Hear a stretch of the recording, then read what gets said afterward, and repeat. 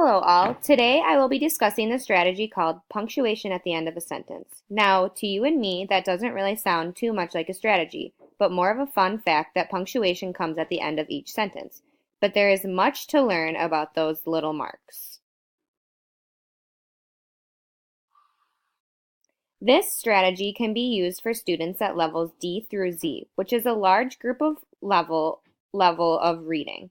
This strategy can also be used for any type of genre or text. Finally, the skills this strategy works on are intonation, which is the rise and fall of the voice while speaking, and expression while reading. The first step when using this strategy is accessing the student's prior knowledge of the meaning of each punctuation mark. Perhaps giving the students a mini lesson about what the punctuation or quotation mark, question mark, period, and exclamation mark are, and when they are typically used. Once there is an understanding of the meanings, then the strategy can be used more effectively. Let's do a quick mini lesson. First, let's look at the period. Typically, this punctuation mark comes at the end of each sentence that is stating a fact. When a sentence has a period at the end, the reader's voice should stay neutral. In other words, there is no need to change the tone of voice when reading that sentence. Next, let's look at the question mark. A question mark comes at the end of a sentence that states a question. When reading this type of sentence, the reader's voice typically will go higher in tone. If you use a monotone voice when asking a question, it comes off of more of a demand. For example, where are you going? Or where are you going? Finally, let's talk about the exclamation point. This punctuation mark comes at the end of each sentence expressing feelings of happiness, anger, or surprise. When reading this type of sentence, the reader's tone typically gets louder. For example, without, watch out, or watch out! Now that we have gone over some of what the punctuation marks mean, we can move on to how to use this strategy effectively in your own classroom. Ending punctuation gives us a really big clue about how the sentence should be read and how it should sound when it is read. I will now read a quick passage from Dr. Seuss's Green Eggs and Ham, first using no expression while reading, then using the correct tone of voice for each punctuation mark. Notice which time the passage has more of an effect. Perhaps identify which time is more interesting to listen to. I am Sam. Sam I am. That Sam I am. That Sam I am. I do not like that Sam I am. Do you like green eggs and ham?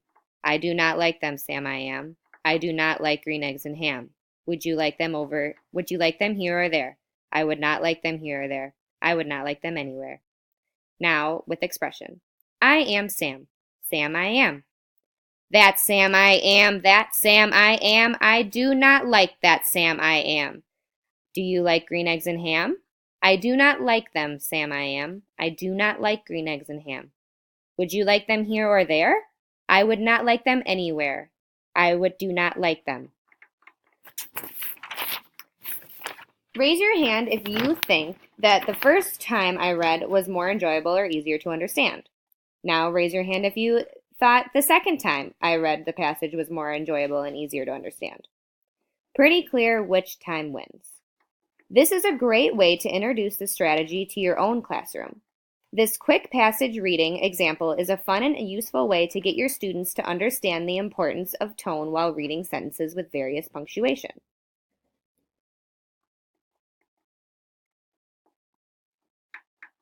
Have your students practice this strategy with a partner. Give a list of various sentences ending in a period, question mark, and exclamation point. Have them read with no expression, then have them read with the same sentence with the tone that they think fits the punctuation mark. This provides a fun and interactive way to practice using correct tone while reading out loud. Walk around the classroom while your students are practicing. Listening and observing is a great way to formally assess how your students are grasping this concept.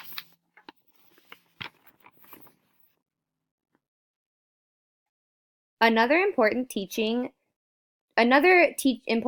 point this strategy provides is how important correct tone can change the meaning of a sentence.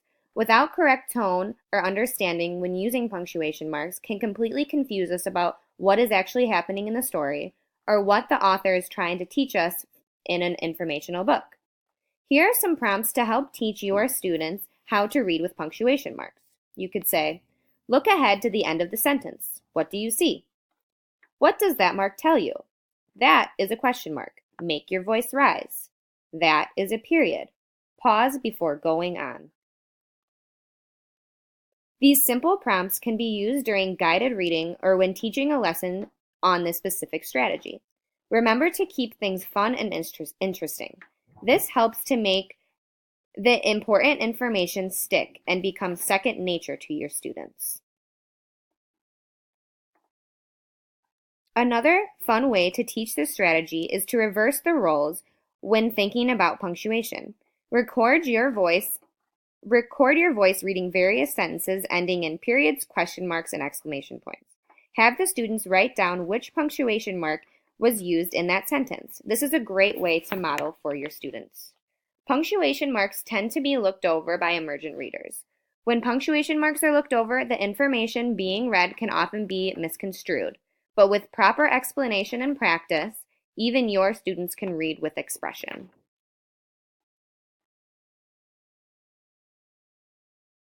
I challenge you to take time to practice something so small like punctuation marks. I promise that this small strategy will create a big difference in your students' reading. Thank you for listening.